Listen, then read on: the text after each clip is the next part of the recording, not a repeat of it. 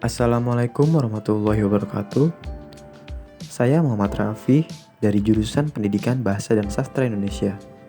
Kali ini, saya akan menjelaskan materi tentang reduplikasi. Yang pertama ada pengertian, yang kedua ada jenis-jenis, dan yang ketiga ada makna reduplikasi. Yang pertama adalah pengertian reduplikasi.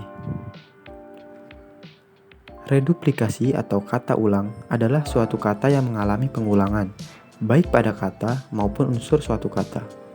Dengan definisi lain, reduplikasi adalah kata yang mengalami proses morfomis dengan mengulangi bentuk dasar atau sebagian dari bentuk dari suatu kata dasar.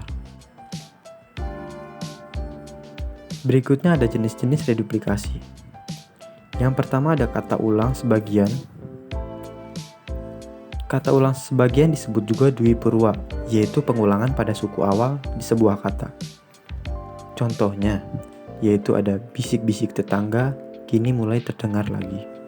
Kata bisik-bisik merupakan suatu kata ulang sebagian. Berikutnya kata ulang utuh atau penuh.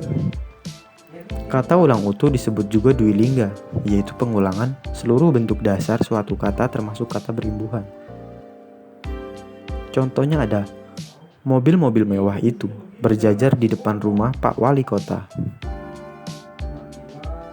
Berikutnya ada kata ulang berubah bunyi.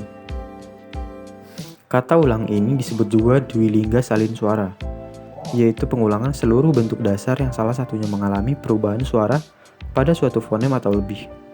Contohnya, gerak-geriknya mencurigakan. Berikutnya ada kata ulang berimbuhan, yaitu jenis reduplikasi yang mendapat imbuhan, baik pada kata pertama maupun pada kata kedua. Contohnya, adik bermain-main di halaman. Dan yang berikutnya ada kata ulang semu. Kata ulang semu merupakan suatu kata yang sebenarnya bukan kata ulang, tetapi bentuk dasar kata ini menyerupai kata ulang. Contohnya, ada laba-laba sedang membuat sarang.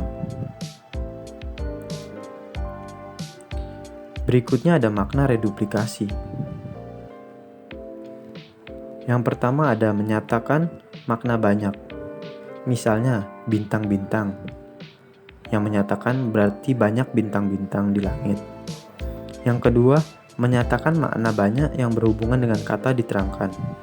Misalnya, mahasiswa yang pandai-pandai mendapat beasiswa. Berikutnya, menyatakan makna tak bersyarat atau meskipun. Misalnya, jambu-jambu mentah dimakannya. Atau ada juga duri-duri diterjang, meskipun duri diterjang. Selanjutnya ada menyatakan makna yang menyerupai apa yang tersebut pada bentuk dasar. Misalnya, kuda-kudaan, yaitu bermakna sesuatu yang menyerupai kuda. Berikutnya ada menyatakan bahwa perbuatan yang tersebut pada bentuk dasarnya dilakukan berulang-ulang. Misalnya berteriak-teriak. Maknanya adalah berteriak berkali-kali. Berikutnya ada menyatakan bahwa perbuatan yang tersebut pada bentuk dasarnya dilakukan dengan enaknya, dengan santainya atau dengan senangnya. Contoh berjalan-jalan. Maknanya yaitu berjalan dengan santai. Selanjutnya menyatakan bahwa perbuatan tersebut pada bentuk dasar itu dilakukan oleh dua pihak dan saling mengenai. Contohnya pukul memukul. Maknanya adalah ada kedua orang yang saling memukul. Selanjutnya ada menyatakan hal-hal yang berhubungan dengan pekerjaan tersebut pada bentuk dasarnya. Contoh, cetak mencetak. Maknanya adalah hal yang berhubungan dengan pekerjaan mencetak. Berikutnya ada menyatakan makna agak, yaitu contohnya kemerah-merahan, kehitam-hitaman, yang menyatakan warnanya agak merah dan agak hitam. Berikutnya menyatakan makna tingkat yang paling tinggi yang dapat dicapai. Contohnya ada sepenuh-penuhnya, artinya adalah tingkat penuh yang paling tinggi yang dapat dicapai sepenuh mungkin. Dan yang terakhir ada menyatakan intensitas perasaan.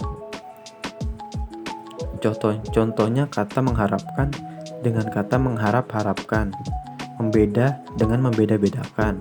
Seperti itu. Mungkin sekian yang dapat saya jelaskan mengenai materi reduplikasi. Semoga apa yang saya sampaikan dapat kalian pahami dan dapat kalian pelajari untuk kedepannya. Saya Muhammad Rafi pamit undur diri. Wassalamualaikum warahmatullahi wabarakatuh.